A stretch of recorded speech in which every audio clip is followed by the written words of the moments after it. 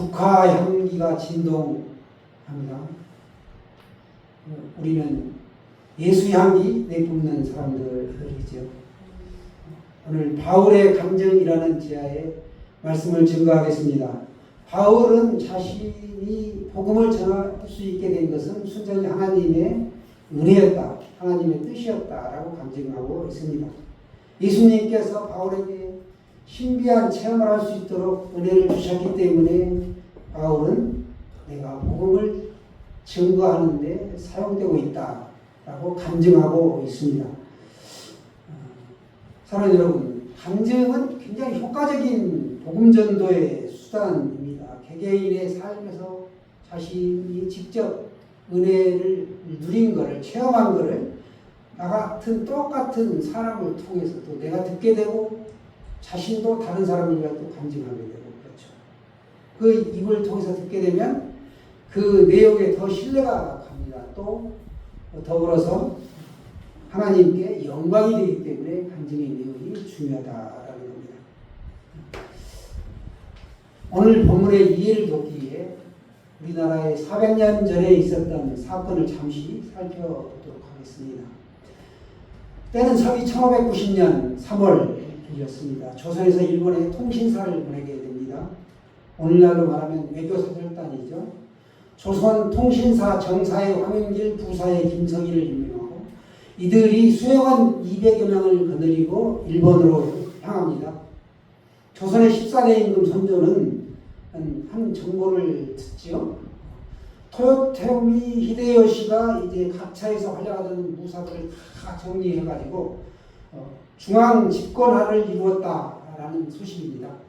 그 정세를 가부를 파악하기 위해 통신사를 파견하는 겁니다.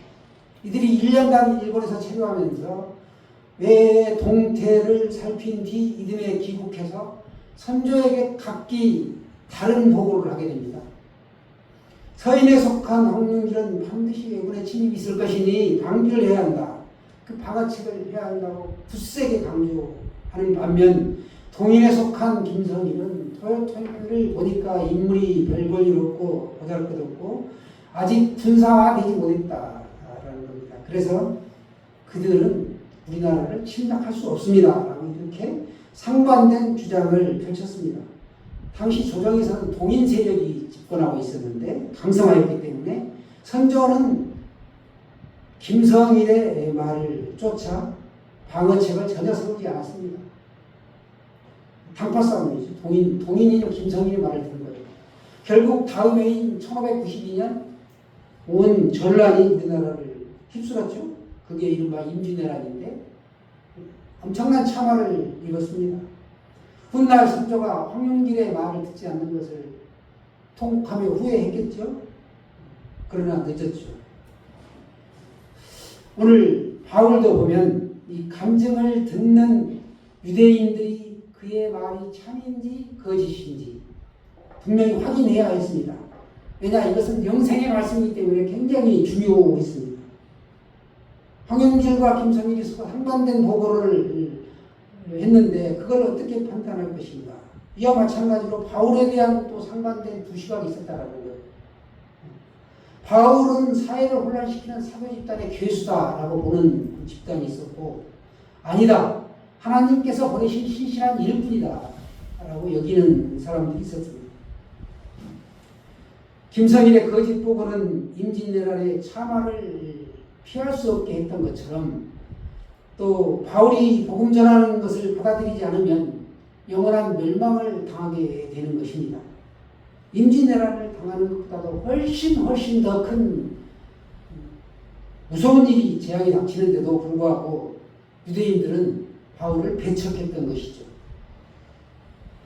바울이 전하는 예수 그리스도의 복음을 받아들일 것인가 말 것인가, 여기에 우리의 영생이 달렸다는 거예요. 만일 바울이 거짓을 말하고 있다면 그를 믿고 따르는 수많은 사람들은 영생을 받을 수 없습니다. 그러나 바울이 참된 것을 말하고 있다. 그러면 당연히 귀한 영생을 얻게 되는 것이죠. 그렇기에 바울은 자기가 증거하는 예수님의 복음을 복음은 결단코 지어낸 것이 아니고 하나님께서 자기에게 주신 말씀을 전한 것이다. 주께서, 예수님께서 나에게 주신 것을 내가 지금 전하고 있다라고 간증하고 있습니다. 그런데 유대인들은 예수 믿는 자들을 뿌리 뽑기 위해 그 추종하는 세력들을 박해하죠. 잡아 죽이고 박해하고 바울도 옥에 갇히게 됩니다. 나중에. 그러나 주님을 만난 바울은 어떻게 내가 주님을 만났고 주님이 주신 명령을 어떻게 수행하는지를 간증하는 것입니다. 바울 시대의 유대인들은 예수님의 부활을 확인할 수 있었다는 거예요. 확인할 수 있었음에도 불구하고 그들은 믿지 않았다는 겁니다. 오늘날 우리 현대인들은 확인하기가 쉽지 않죠. 바울 시대의 유대인들은 예수님의 부활을 확인하는 게 그렇게 어렵지 않았다는 겁니다. 예수님께서 십자가에 달리신 일과 부활하신 모든 것을 두 눈으로 똑바로 목도하신 분들이 그때까지 꽤 상당수의 많은 사람이 살아있었다라는 겁니다. 그러니까 입에서 입으로 전달이 되는 거죠. 또 글로 써서도 전달이 되는 겁니다.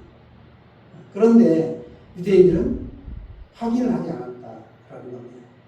우리가 선거운동을 하는 것이 아니죠. 바울이 복음을 증거하는 건 선거운동을 하는 게 아닙니다. 만약에 어떤 사람이 선거운동을 한다 할지라도 그 말이 참인지 그것인지 확인이 필요하단 말입니다. 그런데도 불구하고 그들은 바울의 그 복음 증거하는 말을, 그 말씀을 확인하려고 하지도 않았다라는 것이죠. 바울이 전하는 말씀은 그냥 허투루한 말씀이 아니라 영생을 주는 귀한 말씀이었기 때문에 반드시 확인을 해야만 하였습니다. 그런데 그들은 확인하지 않았기 때문에 그 결과로 멸망당할 수밖에 없게 된 것이고 실제로 멸망한 것이죠. 주님이 구세주이심을 아직도 믿어지지 않으신 분이 계시다면 깨닫게 해주시기를 하나님 앞에 간구하십시오.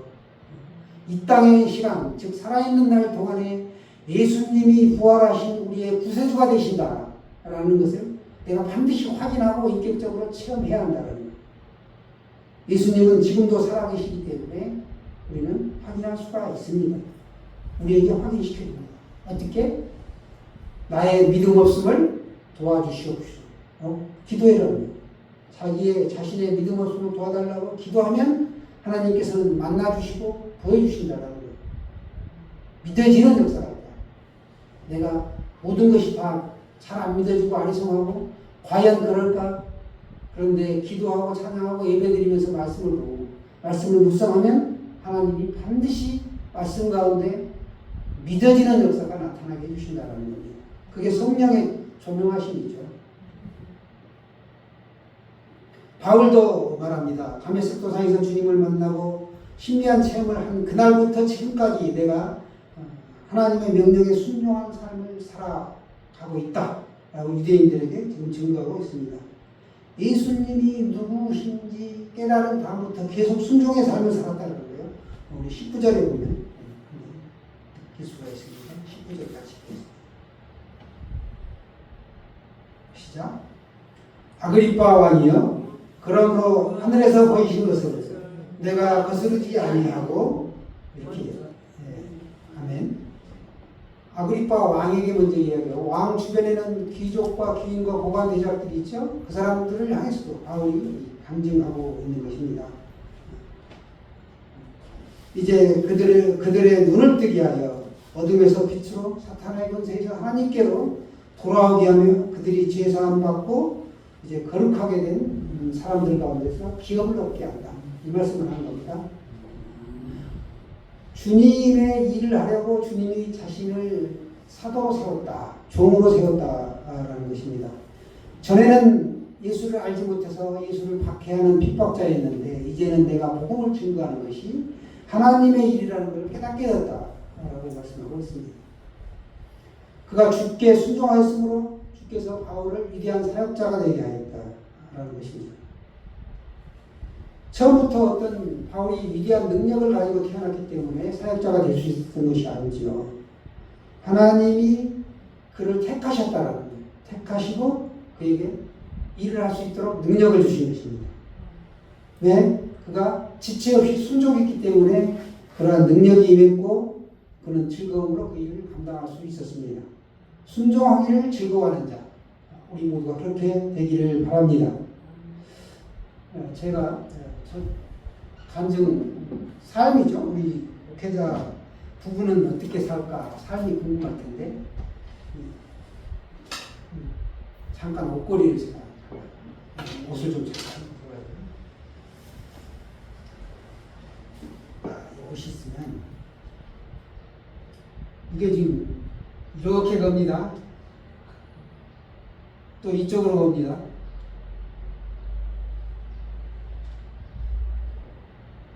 여러분 어떤 게 맞아요? 1번이 맞아요? 2번이 맞아요? 1번이. 이게 맞아요? 이렇게? 맞아요? 왼쪽으로? 틀려요?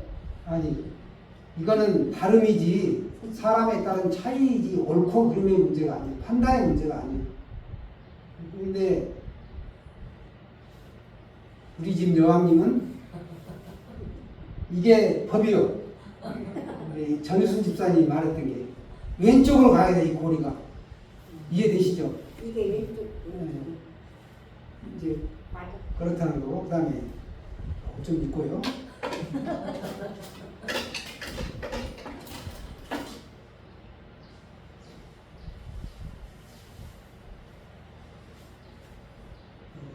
집에서 양치하시잖아요. 치약을 요 끝에서 또 짜서 쓰는 사람도 있고 중간을 눌러서 쓰는 사람도 있고 어느 정도 쓰다 보면 이렇게 위에가 이제 드러나잖아요. 그럼 이렇게 세워놓고 딱 쓰게 되는데 이렇게 그냥 놔두는 사람도 있고 이걸 둘둘둘 말아가지고 이렇게 짜서 내려가가지고 깨끗이 알뜰하게 이렇게 세우는 사람도 있고 그래요. 여러분은 1번입니까? 2번입니까? 그냥 눕혀놓고 쓰고 나중에 다 쓰면 가위로 잘라가고 짜는 거 나왔는데. 사람 마음이요 자유요 자유 다름이요 다름 차이 사람 차이 우리 집의 법은 또 뭐다? 이게 이거요 이게 우리 집 법이에요. 지금 짜는 거 나와 있어요. 그래서 여러분 이 사소한 것에 목숨 걸지 마세요. 살다 보면 각자의 의견이 다르고 여러 사람과 이렇게 부딪히면서 살게 되는데 본질이 아닌 것 가지고 다투게 되면 풀해진단 말이죠. 우리가 붙잡아야 할 건 뭐다? 복음, 예수님 붙잡아야 된다. 그걸 붙잡고 우리가 순종하는 겁니다. 저도 이제 나이가 들어가니까 더 제 아내 말을 더 듣고 더 따르고 이렇게 한단 말이죠. 가정이 편하려면 여자 말을 잘 들어야 된다 그런 얘기가 있습니다. 여러분 잘 들으세요. 여기 지금 여자분들이 많으신데 자 가시채를 뒷발질하기가 내게 고생이다 이렇게 오늘 말씀하고 있습니다. 하나님께 저항해봐야 자기만 손해다. 쟁기질할 때 보면 뒤에 이제 가시채가 있어요. 쇠로 된 가시채가 소가 뒷발질하면 그 가시채에 찔립니다. 그래서 소만 너만 손해다 이거예요. 소 자신만 뒷발질 해봐야 소 너만 아프다라는 거예요. 우리가 하나님께 반항하고 예수님께 반항하고 말 듣지 않으면 그 사람만 손해라는 거예요. 그걸 말씀하고 있습니다. 자신만 상처를 입게 된다. 바울의 말을 듣는 유대의 모든 권력자들에게 하나님을 거부하지 말라고 촉구하고 있습니다. 여기 오늘 우리가 19절 읽었죠. 아그리빠 왕과 그의 누이 번에게 베스도와 천부장과 가이사랴의 모든 높은 자들이 더 이상 하나님의 뜻을 거부하지 말고 그 말씀에 순종하라고 바울이 오늘 촉구하고 있습니다. 우리가 하나님의 뜻에 순종하지 않는다고 하나님이 뭐 손해볼 것이 있느냐? 전혀 없다라는 거죠. 가령 이 세상 모든 사람이 다 지옥에 빠진다 한들 하나님은 전혀 손해볼 것이 없다라는 거죠. 하나님은 돌멩이를 들어서라도 사람을 만들 수 있는 분이에요. 다 지면에 사람 쓸어버리고 새로 만드시면 된다는 겁니다. 그런데 그 하찮은 우리를 자녀 삼아주시고 영생을 주시고 이렇게 된다 말이죠. 얼마나 귀한 은혜입니까? 그래서 우리가 복음을 붙잡고 순종하며 하나님을 기뻐하는 삶을 사는 거죠.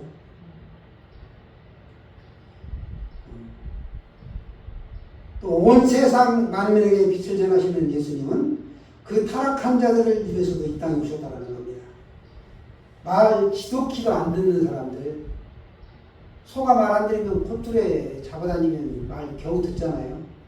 그것처럼 기다려줘요. 말 안 듣는 영혼도 회개하고 돌아올 수 있도록 기다려줍니다. 그런데 끝까지 안 듣는 사람들이 있었다. 그 유대 권력자들과 왕과 이런 사람들이 듣지 않았다라는 거예요. 그런 용서받지 못할 자들을 위해서 원수마귀도 다 예수님은 돌아오기를 원하고 계시죠. 만일 타락한 자들이 말씀을 받아들이면 거룩한 백성이 되게 하겠다라는 것입니다. 그러나 끝내 도움을 청하지 않고 다시 죄악의 현장으로 달려가면 그 사람은 구원받을 수 없죠. 오늘 말씀을 정리하면 그렇습니다. 16절에 내 발로 서라 이 말이 나오는데 믿음의 길로 갈 것인지 다른 길로 네 좋은 대로 갈 것인지를 선택하라는 겁니다. 바울이 다메섹에서 쓰러졌다가 다시 일어섰죠. 무엇을 믿을 것인가를 선택하라는 거예요. 너는 예수님을 구주로 믿고 주님의 복된 길을 갈 것이냐 아니면 세상의 삶을 살 것이냐 선택하라는 겁니다. 그걸 내 발로 굳게 서라 이렇게 말씀하고 있습니다. 또 두 번째는 영의 눈이 떠져서 그리스도인인지 알아보게 됨을 말씀합니다. 18절에 나오죠. 영의 눈이 떠져야 된다. 우리 육신의 눈으로 보는 건 한계가 있습니다. 보이는 것도 다 진실이 아닐 때가 있어요. 우리가 눈에 보인다고 해가지고 그걸 다 믿으면 잘못 판단되는 경우가 왕왕히 있습니다. 영의 눈으로 봐야만이 그게 판단이 되는 거죠. 그게 말씀이 기준이고 영의 눈으로 봐야 되는데 그러려면 기도해야 되죠. 하나님이 알려주시기 때문에 깊은 묵상 가운데서 하나님이 말씀으로 보여주고 또 영상으로도 보여주시고 그렇습니다. 어둠에서 빛으로 사탄의 권세에서 하나님께로 돌아오게 하며 18절도 있는데요. 가이사랴의 높은 위치에 있는 자들과 그 주변 사람들은 따르지 않았죠. 돈과 권력과 향락에 빠져 있었다는 거예요. 허물과 죄 속에 살고 있는 이들에게 주님께서 바울을 보내서 수많은 선지자들을 구약시키는 그랬고 예수님 사후에 바울을 통하여 증거할 수 있도록 이렇게 했음에도 불구하고 그들은 따라가지 않았죠. 주님의 말씀이 복입니다, 여러분. 그런데도 깨닫지 못하는 자들이 있다. 지금도 세상에는 얼마나 다른 데 정신 팔려고 사는 사람들이 많습니까? 그들은 예수 믿는 사람들을 비웃고 조롱하고 자신들이 돈을 섬기며 권력을 취하고 이렇게 살고 있습니다. 얼마든지 하나님의 백성이 될 수 있는 길이 열렸음에도 불구하고 끝내 받아들이기를 거부한다는 거죠. 왜 하나님만이 진리냐? 불교도 있고 이슬람도 있고 사정교가 얼마나 많은데 굳이 왜 기독교 예수냐 이렇게 한다는 것이죠. 또 어떤 사람은 예수는 좋은데 교회 가는 건 싫다. 예수쟁이들은 싫다라는 거예요. 예수님은 훌륭하신 분인데 예수쟁이들은 싫다. 이게 뭐냐? 삶으로 우리가 향기를 뿜어내지 못하기 때문에 예수쟁이들이 싫어서 교회 안 간다는 거예요. 예수는 좋은데 그렇다는 얘기죠. 여러분 마음에 부담이 되고 두렵고 갈등이 되더라도 우리가 말씀 보기를 주저하지 말아야 합니다. 그러니까 믿음의 생활을 한다는 것은 매일 말씀을 붙잡고 하나님을 닮아가는 삶을 살아가는 것이기 때문에 우리가 말씀을 보는 거죠. 또 한 가지는 우리가 죄사함을 받고 나를 믿어 거룩하게 된 우리 가운데서 기업을 얻게 하셨다. 18절에 이렇게 말씀하고 있는데요. 우리가 주님 앞에 모든 것을 내어놓죠. 내어놓고 간구하면 연약한 육신은 치유해 주시고 설사 치유가 안 된다 할지라도 내가 그걸 딛고 살아갈 수 있는 힘을 주신단 말이죠. 평강을 주시고 그렇기 때문에 우리가 기도가 필요하고 말씀이 필요한 줄로 믿습니다. 제사함 받은 그 자리에서 우리가 열심히 하나님을 섬겨야 된다. 그러면 내 영이 살아나는 거예요. 집이 지저분한 곳을 청소하면 깨끗해진 것처럼 말씀으로 내 마음을 정화시키면 내 마음은 하나님의 거룩한 영으로 채워지게 되는 것과 같은 원리입니다. 우리가 그러면 하나님 나라의 영원한 기업을 얻게 된다는 겁니다. 그게 우리 주님의 말씀이 담긴 성경책이죠. 성경책에 우리가 기업을 얻게 된다라고 말씀하고 있습니다. 복된 말씀이 담겨 있는데 우리가 성경을 본다는 필사고 하죠. 허물과 죄 속에서 우리가 이 죄를 이기고 허물을 용서함 받을 수 있는 것, 동의설상원까지 허물을 감출 수 있는 길은 하나님 앞에서 우리가 거룩하게 사는 것이다라는 거죠. 오늘 바울이 이걸 유대인들 앞에서 왕과 고관대작들과 백성들 앞에서 간증하고 있습니다. 사랑하는 여러분, 우리가 꼭 하나님을 인격적으로 만나야 된다. 인격적으로 만나지 않으면 내 삶은 변화가 오지 않습니다. 저 사람 예수 믿고 교회 다니는 사람 맞나?